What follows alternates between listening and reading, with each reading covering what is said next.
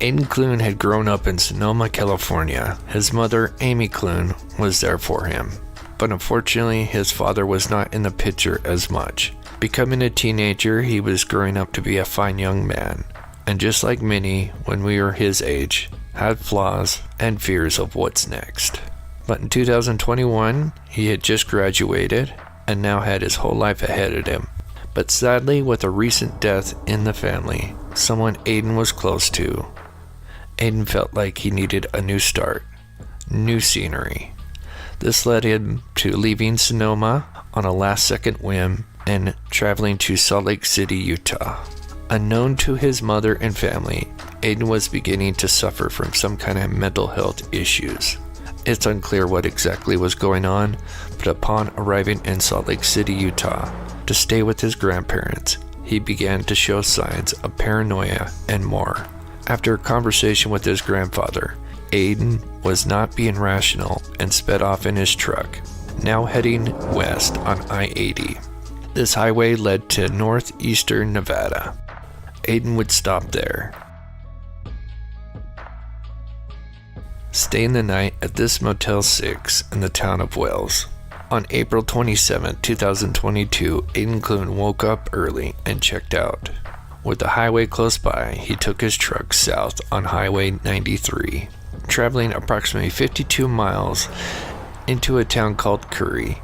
Aidan abruptly pulled his truck over, unknown as to why he did so, perhaps to take a bathroom break or to clear his mind. Taking his acoustic guitar with him, Aidan likely had not wandered far from the road, leaving his passenger door wide open, meaning he had likely had every intention of returning back to his truck.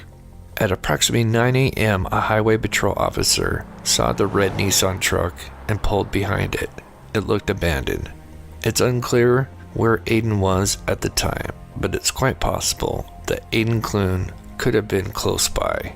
But because of his recent mental health issues and recent signs of paranoia, Aidan may have saw the trooper with their lights on and may have thought he was in trouble and perceived the trooper as a threat, and the only way to safety was to travel into the vast Nevada desert. Aidan would never return back to his truck that day, nor did he make any contact with anyone. For Amy Clune, this is when the true nightmare of a mother looking for her son began, knowing something was off, but sadly a day behind on Aidan's recent travels. Since Aidan Clune was in another state, his mother had a tough time retracing his last steps. It wasn't until the following day Aidan Clune was declared missing. Search and rescue would be disbanded the following days into the vast desert valley of Curry, Nevada. They would soon find Aidan's tracks leading from where the truck was parked, leading away into the vast desert. Not far from his truck, search and rescue found his acoustic guitar laying in the desert sand. Along with the guitar, more footprints were discovered. They led over what is known as the Palomino Ridge. Aidan was wearing Nike Air Force shoes that had a unique peanut shape and circular shapes on the tread. This was helpful to track, as these were not the average type of footwear one would normally wear in an environment like this. They would track Aidan over the Palomino Ridge into a wide valley. Beyond this valley was the Cherry Creek mountain range, full of brush, heavily wooded areas, unforgiving ridges and peaks. As they continued following his tracks, they noticed some were odd and different to others. They realized that he would take off his shoes and either go barefoot or leave his socks on and walk for a bit, as his tracks changed due to this factor. Furthermore, his tracks would come to a T shape, meaning he'd walk a while, then stop, go left for a bit, then double back on his tracks, which meant it's likely Aidan was trying to throw off anyone who would track him. Even though search and rescue were days behind Aidan, it shows the mental state and possible paranoia Aidan could have been experiencing as he traveled deeper into the unknown and unforgiving mountain range. Search and rescue would eventually track Aidan into this valley south of what is called the burn area. They would lose his tracks after a while, or the weather would get too bad to track, and so they would get more and more behind as days passed on. but eventually they would pick up Aidan's tracks again and followed them into this particular valley that had a creek with fresh water that flows down the mountain into the valley for the livestock. Search and rescue found many tracks wandering all around this valley, some where Aidan was wearing shoes and others where he was barefoot. They would eventually find some tracks leading from the valley west up a steep ridge. From here, they found the last tracks, almost like he was circling a tree, just as signs of Aidan's tracks were plentiful and his presence known. It's as if the vast mountain range of Cherry Creek swallowed them up without cause. Aidan now became a ghost, uprooted from the earth, and now the only signs he was ever there was a few photos taken by search and rescue of his tracks.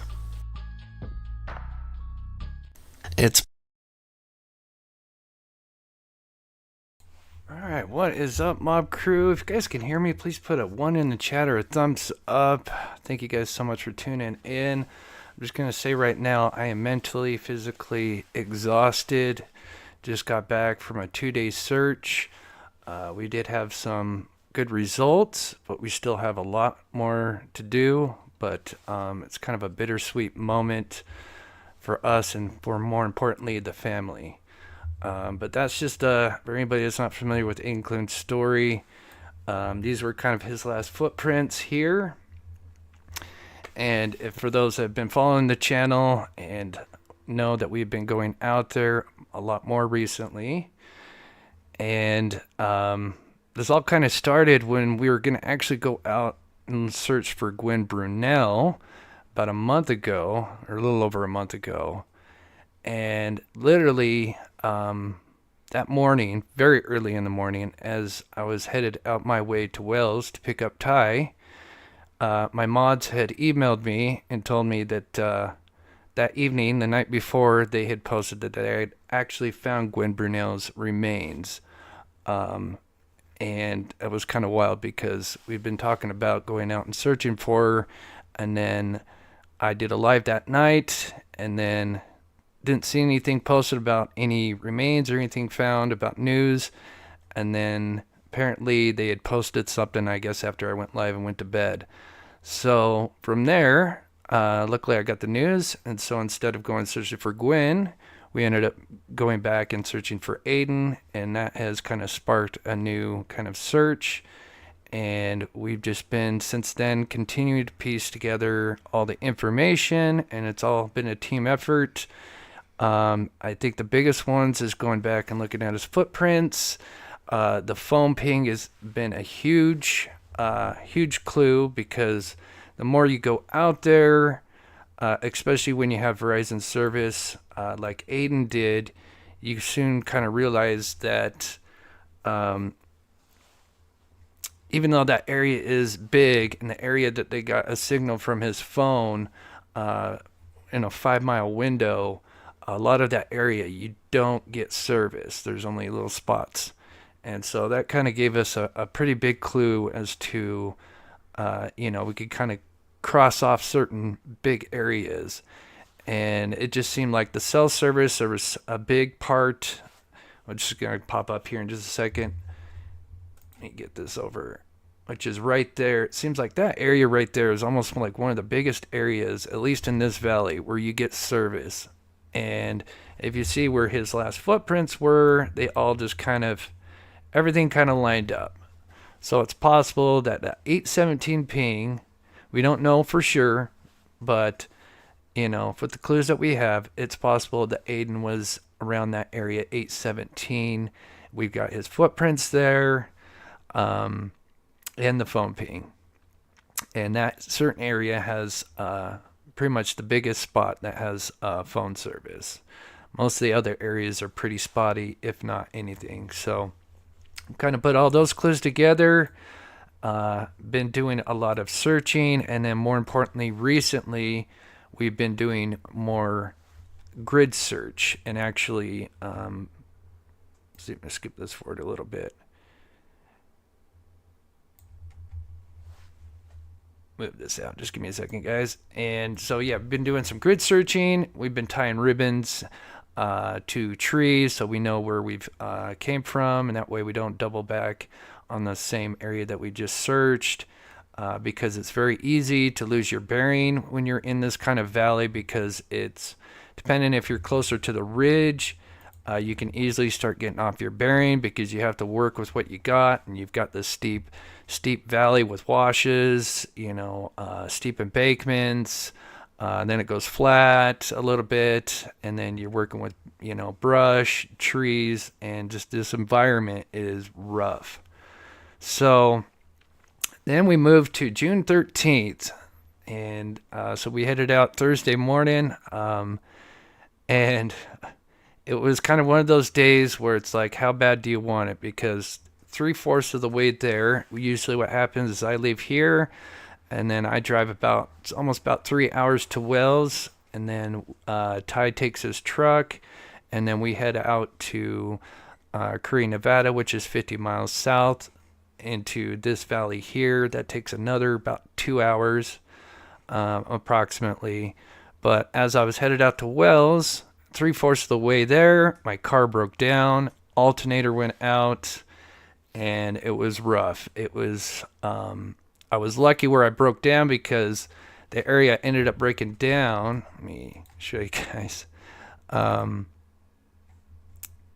was just about a mile. If I went any further west, I would have entered this zone that's for about 10 miles where there's no service at all with the phone. So I got really lucky that I broke down where I did, because if I went a little bit further, I'd have been in a really deep doo-doo. But thanks to Ty and having some road service, we got the car towed into Wells. I thought I had blew my motor because I just had my oil change, and it looked like the oil was completely empty, but it was actually full. Luckily, it was just an alternator. I guess it could have been worse, but alternators aren't cheap either. But at least we got that fixed. But just after that happened, usually by the time this towing guy got there, I would have already been in Wells. We would have probably been halfway there. So we lost hours, and we almost thought, are we even going to search today? Because by the time I got in there, half the day was already gone. But we decided that we'd still go out and look, and that I would just spend the night there, because the car's going to take a day to get fixed. So we continued on, and so we go into this area here. You pull up the video again. That's the wrong one.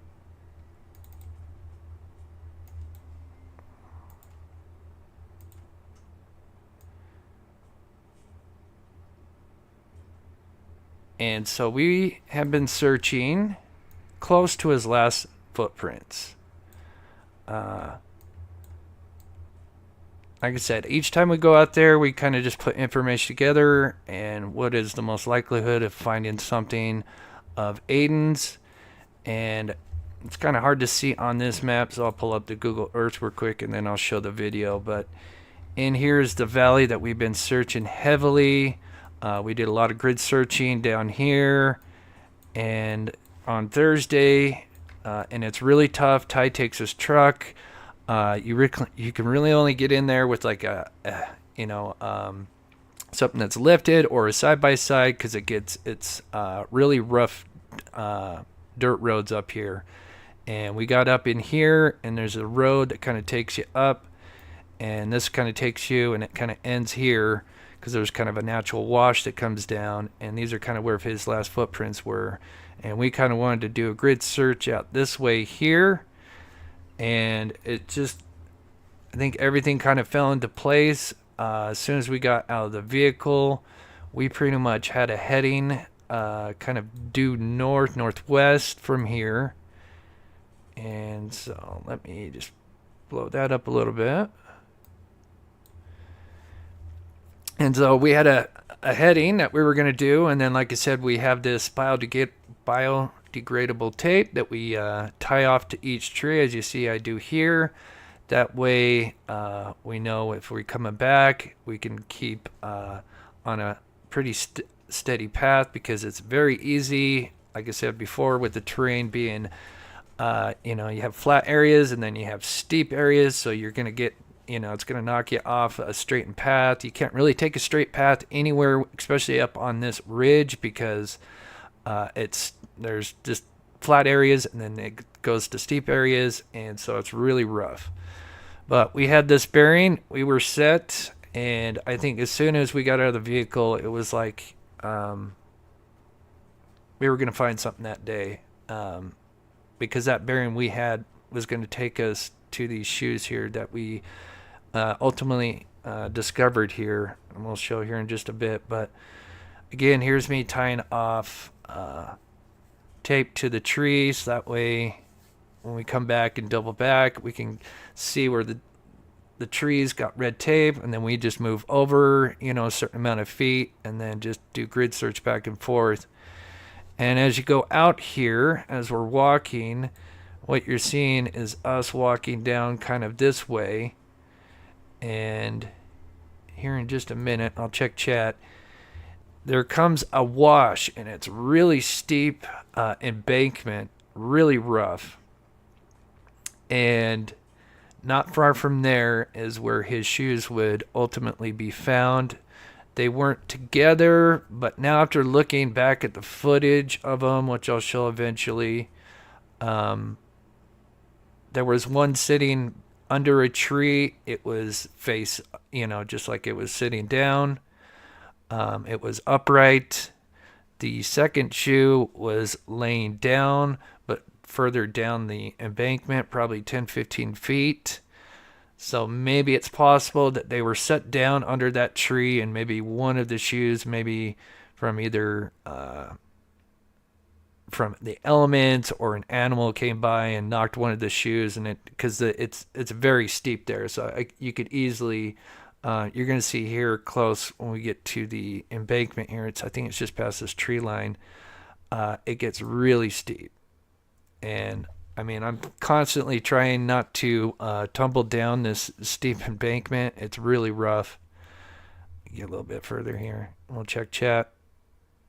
But this is it right here. This is this really steep embankment. So this could be why they didn't find his shoes. Is it kind of forces you, you'll find animal trails up there, and that's kind of what you have to kind of go with. And I think a lot of the original searchers, when they were out there, had to use those kind of trails because obviously if you follow the animal trails, that is probably the path of least resistance. And when you come up to this area right here is where it just gets really rough. And so there are some areas, if you go up higher or if you go way down lower, you can cross over. But a lot of that area, if you're not crossing where the trails are at, it's steep and it's going to throw you off. And so that could be why the searchers didn't find these shoes, because they're on the edge of this very steep embankment here, which is, I think, this tree. We were actually on that bearing originally, and then we kind of got sidetracked for a minute because we wanted to search up ahead above that for a minute, because I think Ty had found a flat area. And so we kind of went up there and cleared that. Then we kind of got back on track. And then just as we got back onto our bearing, boom, Ty spotted the shoes. Both just, one sitting under one tree, and then the other one was 15 feet down the hill. So I'll play this video, get to chat for a minute, and then I'll talk about, and I'll show the shoes. I just want to say quickly, though, I know some of the family may be watching, and I'm sure a lot of people want to show their support.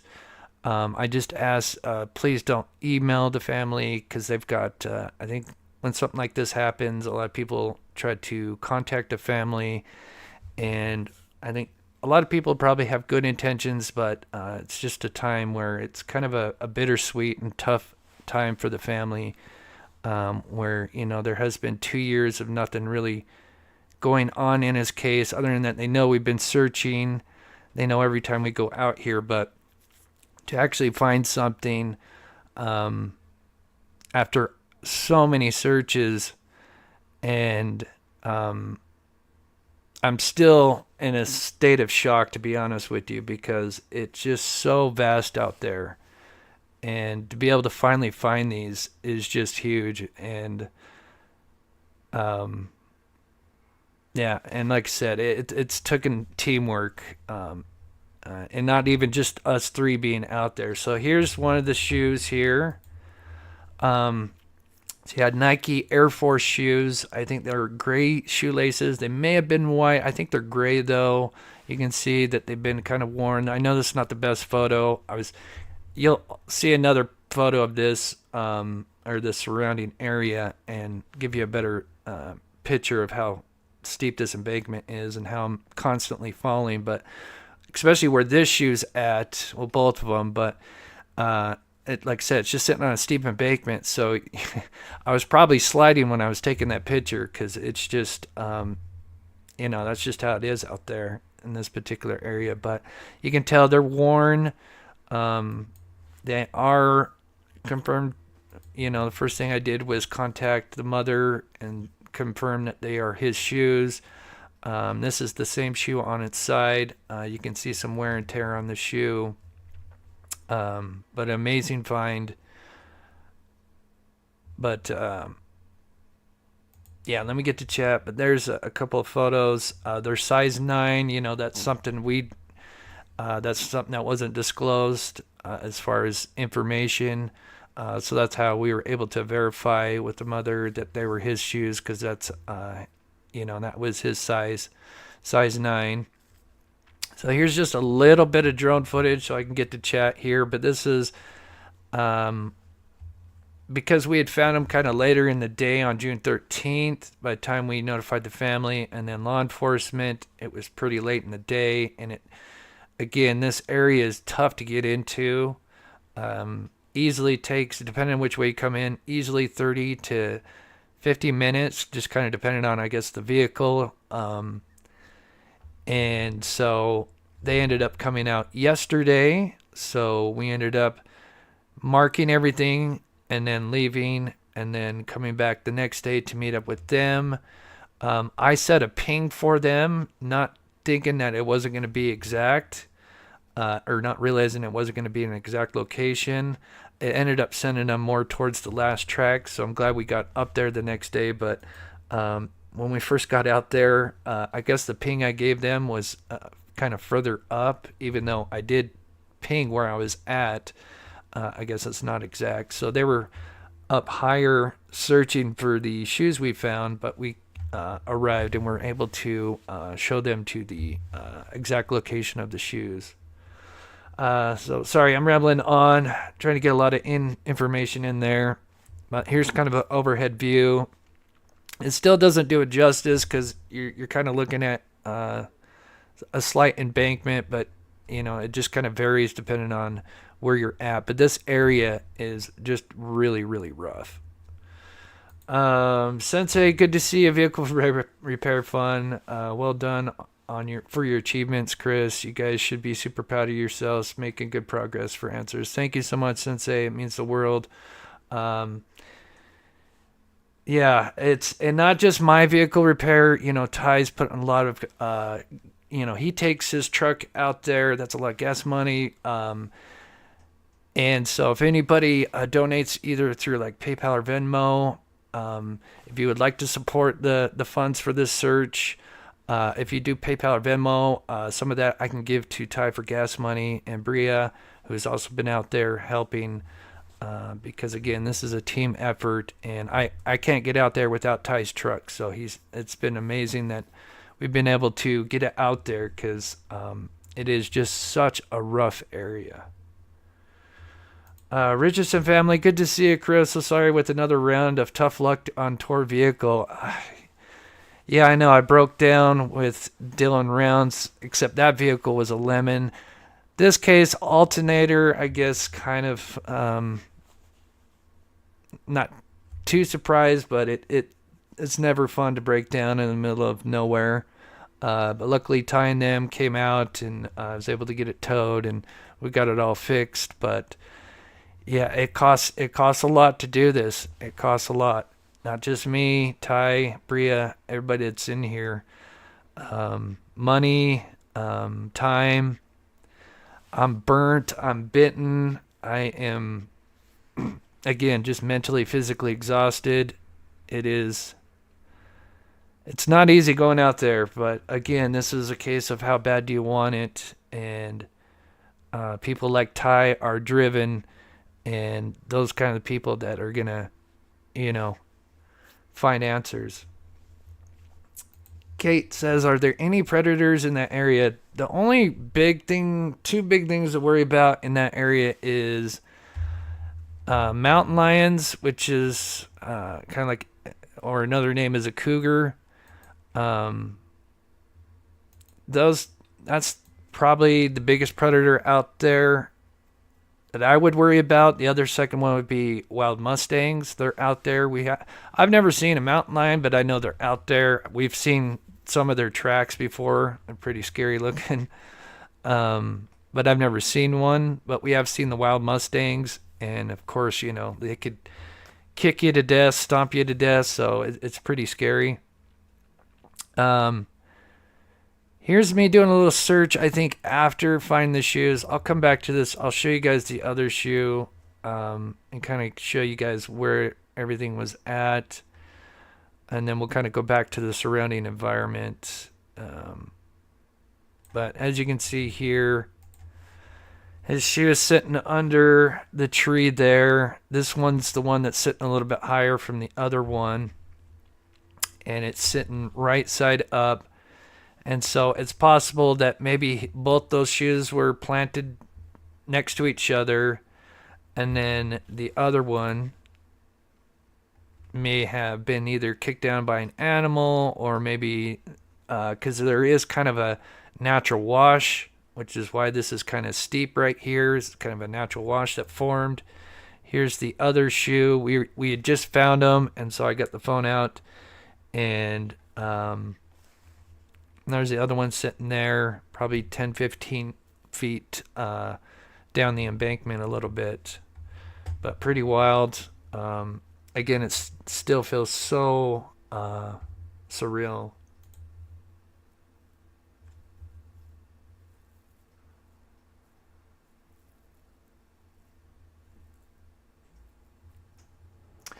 So here I'm going to show on the thing. I'm just making sure everything's going okay in chat. Just be careful with Nightbot if you can. If you're new to the channel, try not to use all caps. YouTube counts as a negative, so just try to use small caps. So here is all the footprints and everything, and to show you exactly where the shoes were found. So they had tracked them all the way over here. And Aidan Clune's case is something. It's a wild case. From what the sheriff says, this is like a 5%er case, is what he calls it. It's very unique. What he did is it's truly amazing, because I mean they found bare footprints, then regular footprints. So he was taking his shoes off on and off, and they had tracked him over this Palomino Ridge, lost his tracks, and picked him up again the next day. He went up over this big giant valley, and then they allegedly tracked him, and he came back down this ridge here, and this is Cottonwood Canyon, which intersects with Silo Canyon here. And then they lost his tracks, and then I think 2 days later they picked him up, and then they just found a bunch of tracks, and it was a mix of regular tracks and barefoot tracks. So they found shoe footprints and then bare footprints, and they kind of were up and down this valley here. And then the final 3 prints that were logged as far as the searching goes is these 3 here. And in the notes it says, this one in particular says barefoot east to west. Then the next one was labeled footprint, I believe, east to west, but they all said east to west, so it looks like he had a heading going up. And then the last known one was this one here, which in the notes said east to west, but also I believe said it looked like he had circled a tree up here. And then the shoe,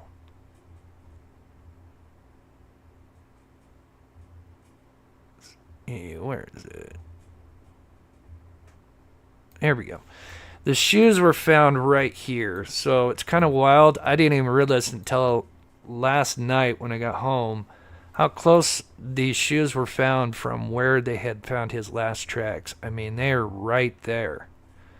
And I don't think it's a coincidence that, at least one of these tracks, there was many, but this one here said it was barefoot. So, it kind of begs the question, what is the timeline? Did he have his shoes and he went up and then he came back down, dropped his shoes, but yet this one says barefoot east to west, which kind of adds up. These all three add up because they all, at least in the notes, they say east to west. So all three of these line up, but yet this one's the barefoot one. You would think they would be all barefoot, or maybe this one would be a shoe print, and maybe he put his shoes down, and then these two would be barefoot prints. And then, okay, you could say, okay, that makes sense. He set his shoes down, and he went up here, but I don't know. Right now, looking at it, it doesn't really make sense. It's still a lot of mystery behind it. But at the very least, we now know that, he was out there. There's, evidence now, and this gets the ball rolling. I think there's still probably a lot more to do. This is a big area. When you're looking at Google Earth, it doesn't look very big, but just even this little patch here, it's huge. So I'll just play some of the drone footage and I can get to chat, and then like I said, I'm still kind of taking everything in, and I can't imagine what the family's going through, because it's been 2 years, and here we have the shoes, and then we had this big search where it was the three of us plus three. We had, I think, the sheriff and a sheriff, a deputy, and a search and rescue guy. So there were 6 of us yesterday searching, basically kind of circling. We all kind of did different grid searches around the shoes, wondering if we might find something, but nothing came up. So, but it just goes to show, even the prior searches, they were right there, but yet they didn't see the shoes. But again, they weren't grid searching, although they covered a lot of ground. And there's been a lot of entities involved that have all helped put this all together. But there's still a lot more to go. But at very least, this gets the ball rolling.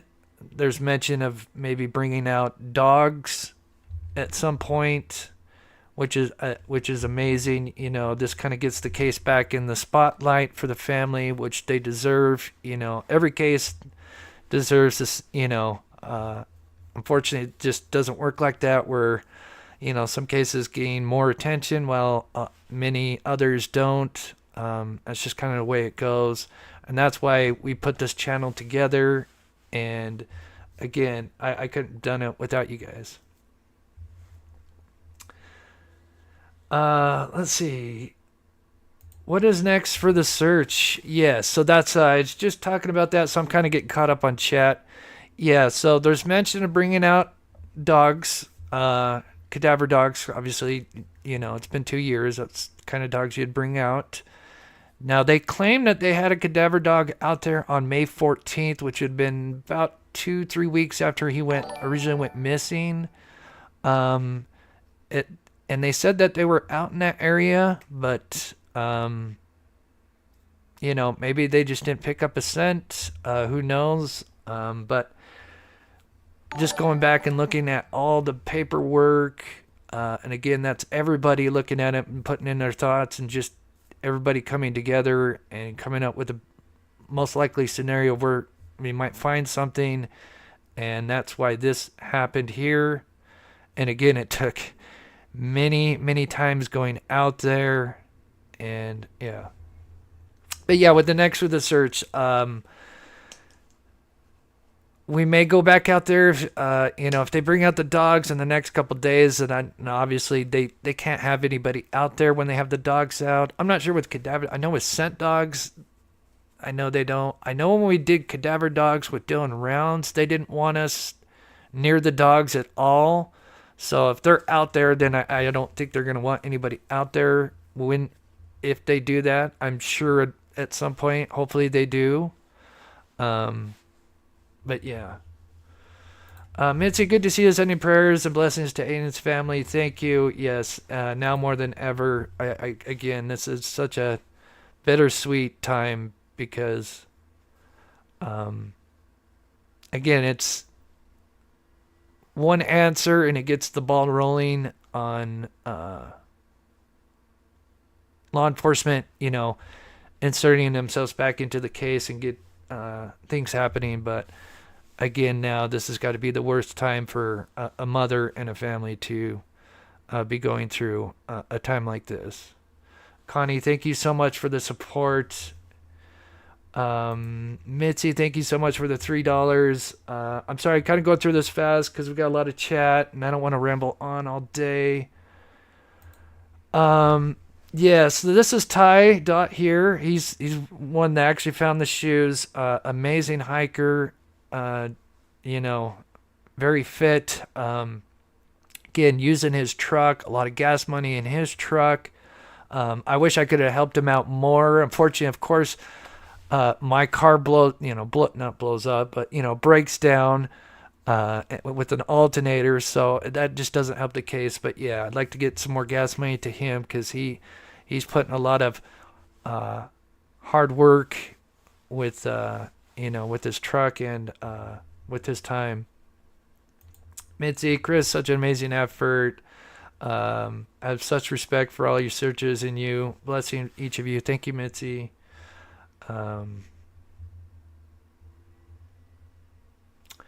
Okay, yeah, if you send a PayPal, thank you so much, and I'll try to when I can, I'll get some of that to Ty as well, because he deserves some of this.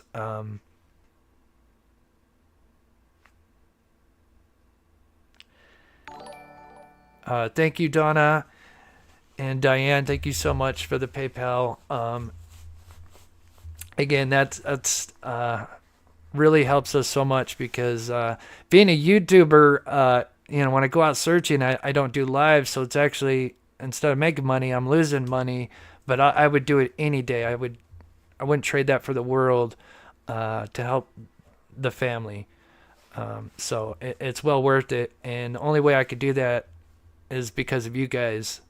Your guys' support, the memberships, Patreons, donations, and I get it. Not everybody's in a best financial situation, but just liking, subscribing, watching videos on this channel helps the cause. So thank you to everybody. But here's me just kind of crossing over some of this terrain so you can understand. See, I'm digging my pole in, so it just kind of shows you how steep this area is, and probably why they missed the shoes is it is tough. And if I showed a lot of footage, and I'll have tons of footage for the members and patrons, but it is rough.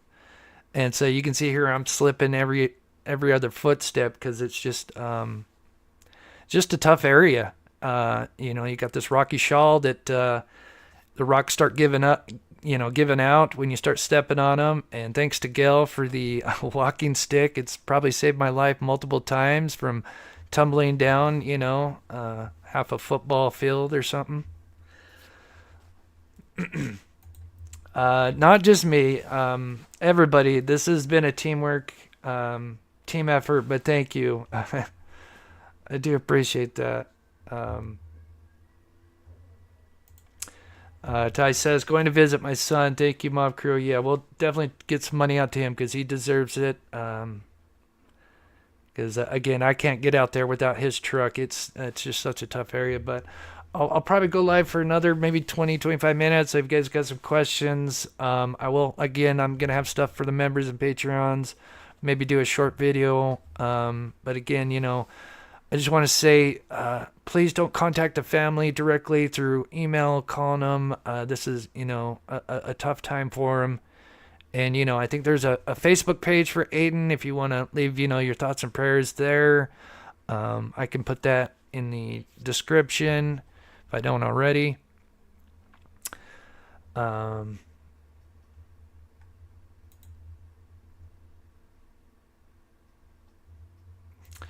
could give you my AAA insurance card. You know what? I have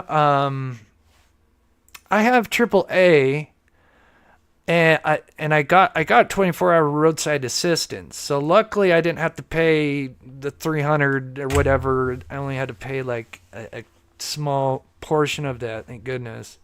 They were gonna try to tow me $900 to tow it back to Salt Lake. Because I thought I blew up my car. That's a long story for another time, but I didn't realize it was alternator. I think Ty kind of caught on to it pretty quickly. I'm not a big mechanic guy. I thought I blew my engine, so I was kind of thinking worst case scenario with that car. Luckily, it wasn't the case. Josh the Posh, heroin, but thank you for being more than just a true crime content creator. Good work. Thank you, Josh. Yeah, this is more hands-on channel. We do a little bit of everything, but at the end of the day, we just want to help people. And it's just not me. Again, it's you guys following me and supporting me makes this happen. So, again, this is just as much as your guys is making this happen as anybody else. So again, I can't thank you guys enough. Was it just his shoes? Yes, just his shoes. So I'll just talk about the shoes a little bit, unless there's another question. Because, of course, we didn't touch anything, but I did use the stick to kind of peer inside. We wanted to check the size, because that way we could relay it to the mother, because obviously we didn't. I never even thought about, what's the shoe size. And then, once we relayed that to the mother, then we could completely verify that was his shoes. So one more time here. This is the one on its side. And I do apologize for the photos, but again, that's probably a better one. But I wanted to peer inside, see if there was, anything of Aidan's sock. No socks, nothing inside. I think maybe some debris. There's a lot of thorny bushes out there. So that begs the other question is, it's really tough. I can't imagine going even with socks on, walking in that terrain. I mean, it is rough.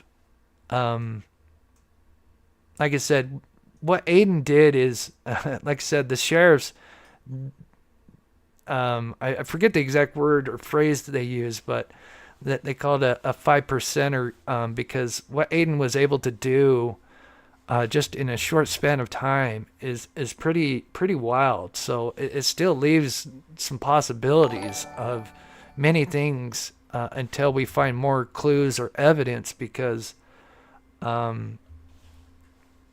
he covered a lot of ground, and a lot of that, we don't know how much of that was, without shoes, because they picked up barefoot prints way back at the start. So it was like he was constantly taking his shoes off and on. I don't know why, I could explain, but I think that's a little bit more towards, personal stuff. And I don't want to get into that, but, again, it's just what he was able to do is pretty wild. So, that is such a good stick. Yeah. Again, thank you to Gail Hurd. She gave me that walking stick, and I can't tell you how much it saved my life in the past few days. It's pretty nice. So I'll just show on the overhead here. Again, that's where the shoes were found. There's these kind of natural washes here, and then his last footprints up here. So it's tough to say, what happened first. Did he go up here and then come back down and then set his shoes down? Because they say that they believe these are shoe prints, not barefoot prints. So it's just really wild. And then these areas here, these kind of open areas right here, these are really thick brush, sagebrush mixed with the thorny brush. And I can't imagine walking with your socks through this. It's rough. Um, there's some areas that kind of go this way, which kind of points us that, I mean, all of this needs to be searched very heavily, grid searched properly. There's a little bit less unforgiving terrain, or not terrain, but ground, as it's a little bit softer. It's still rocky and it's got pine cones, but it's a little bit easier, I would say, on the feet compared to this shrubs with thorns and cactus. Um, but again, everything that he was able to do leading up to whatever happened at this time is truly amazing. So there's still so many possibilities. Prayers for the family. Thank you for what you do. Thank you so much, Midnight. Here, I'll put up the miles real quick. Yeah, let's see. See now, this won't be exact because he zigzagged a lot. So when I plug this in, this is not going to be even close to accurate. Well, I would say gives you kind of an estimate, but if you were to do a direct straight line, but that's not what he did. They tracked him for 10 miles, I think is what they said, but he zigzagged. So I would say that was probably an easy 13 to 15 miles, in my opinion. And that's from what we know, and that's what they've logged in. Because there is more stuff that they had points of interest down here, because it looked like he was just kind of wandering this valley up and down. So it's still, the shoes are a great find, and it gets law enforcement back into it. And that's, at the end of the day, I'll be happy. If that leads to whatever happens next, I'd be happy with that.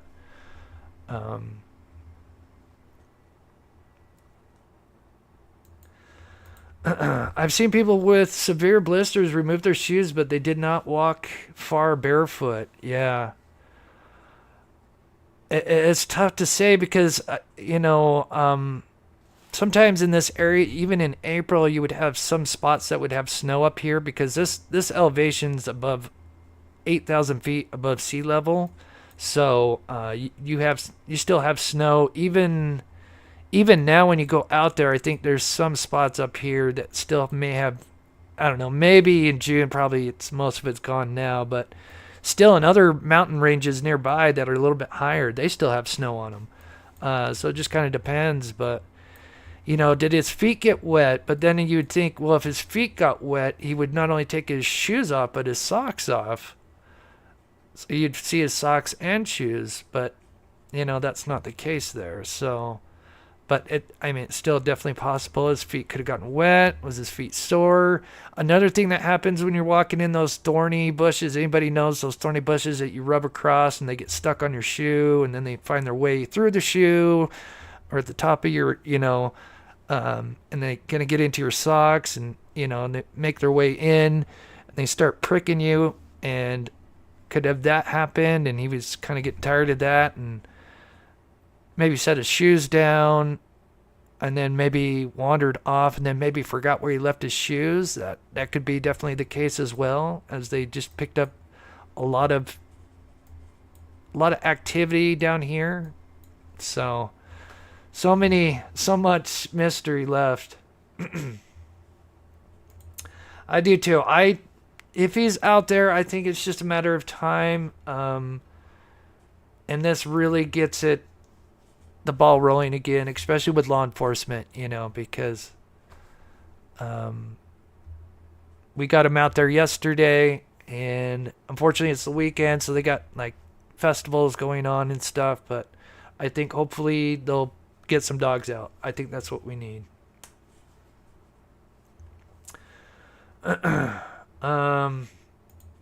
Yeah, it is a tough time. That was probably a very tough call to the mother. Really, like I said, that's really tough.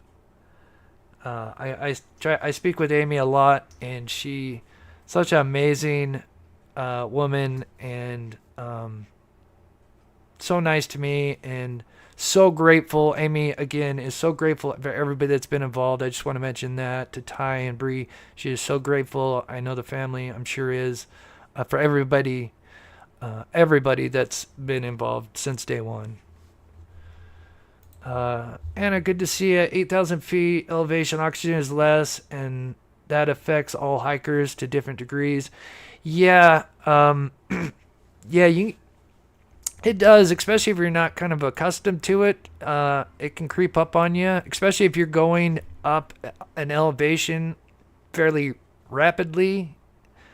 You can get like pressure headaches. I got that when we peaked the mountain 3 weeks ago. That was rough. Um, so yeah. Anyway,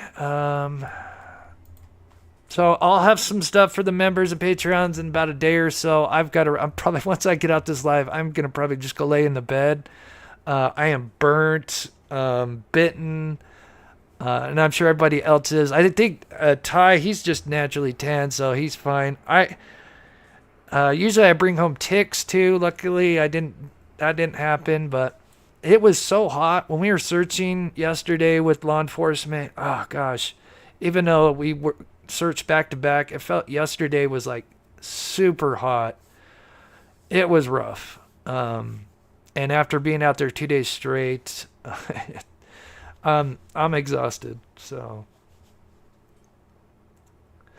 no, there's no bears out there. Like I said, the only thing you got mountain cougars, elk, cows. Cows are out there, of course, because they've got ranchers out there. Uh, um, birds, then wild horses, uh, and then a lot of little creepy critters. But that's the main things out there. Is the horse, mountain lions, cows, elk, deer. Um, so that's pretty much it as far as that goes. But yeah, so again, it's a bittersweet situation when it comes down to it. But I just want to thank everybody so much for the support and anybody that donated. And I didn't thank you. I apologize because there's a lot going on, and I'm kind of checking my phone. I don't know why. Sometimes PayPal and Venmo, I get notifications late on. So if you do, thank you, Linda, so much for the donation. As I said, I'm going to send some of that to Ty Bria because, again, they put a lot of time and effort, and especially with Ty's truck, we wouldn't be able to get out there. So pretty amazing. Rainstorm, thanks, Chris, for all you do. I'm sure so many appreciate the work you do searching. Thank you so much. Barb, how long has Aidan been missing? He's been missing since April 27th of 2022, so just over 2 years and almost 2 months now. And really, the only physical evidence of Aidan was probably his guitar on the first, or not first, but I guess after the first day he went missing. I think that would be the only physical evidence they found of Aidan. I mean, there's some stuff strewn by his truck. But other than since the search and tracking him in here, there has been nothing found of Aidan. This would be the first time. So with that, no, I don't know if there's I haven't seen any snakes, minded monsters, and believe me, the thing that I'm scared of, out of everything that would be out there, if there was rattlesnakes, because we have rattlesnakes in Utah, although you usually hear them, but I'm sure there's snakes, but I don't know out in this particular area. Again, they could be, but I'm not sure. Yeah, if this is how you felt, Chris, how was Aidan feeling? Yeah, but then again, he was 19, you know. What he did is truly remarkable. Again, like I said, I wish I could remember the exact phrase the sheriff said, but his case is it's like a one percenter. It's very unique. He accomplished some amazing feats. So really strange, but hopefully this will help. And again, thank you to everybody, but I'm going to end it there. Is this the kid that was out by Dylan Rounds? This was Colleen. Yeah, as a matter of fact, Aidan went missing first in April 27th, and then Dylan went missing almost exactly a month after, on Memorial Weekend. He was actually murdered. 1 month after Aidan went missing, but it's just kind of one of those things where, some cases make it to the big spotlight with media and then most others don't. It's just, it's just the way it goes. And so we've always tried to keep Aidan's story out there. And I know the family really appreciates everybody being in here. So with that, I'm going to head out. So I've got some drone footage and stuff to review as well. But again, thank you to Ty and Bree. And thank you to everybody, the mob crew. You guys are amazing. I'm not going to do an outro today. I'm just going to head out because I am burnt out. I love you guys. And then special thanks to the mods. Thank you guys so much. And if I miss somebody, I'm so sorry, Gail. Thank you for the 6 months supporting membership. Again, if I did miss anybody, I apologize again. So, all right. I love you guys. Have a wonderful weekend. Probably be back on Monday. And then maybe some stuff for the members and Patreons, maybe tomorrow, probably Monday.